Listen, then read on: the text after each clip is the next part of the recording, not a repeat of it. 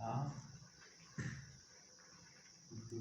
اوکی ببینیش اون شو بیا بیا بابا بخور ازش بابا امی 5 دقیقه دیگه صبر کن. بیا زیر شکم کن. بابا میخوای دم بکشی که زیر شکم ولش میکنی؟ کن 2 دقیقه دیگه ولش کن. بیا یه قدم بکش. می دم پخته که دم بابا بکشه. نکنه چی چسبه ای چسبه به هم زیادش کن.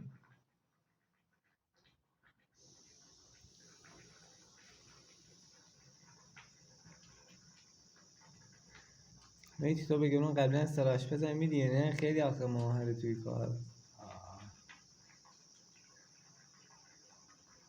چیکار تو اینقدر ماهری؟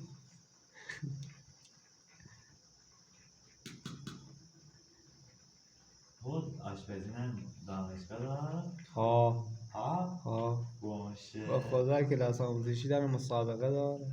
مسابقه داره دیگه ما دیگه آشپزی به این سوشی‌ها که تو اینجوری پچیشی هست هوایی میشه آشپز رئیس جمهور که کسی شیران رئیس جمهور که هزار خوری که داره کنه یه سوکی یه طعم بده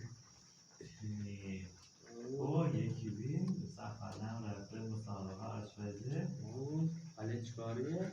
آره ما هیچ کنه آشپز ببین چجوری از مسابقه آشپز نمیدونم باشه او که اول شده به من گفته که ما بوا جونیم آشپز دربار بوده دربار شاه بوده هم بوا جون هم چی تو قاجار آشپز دربار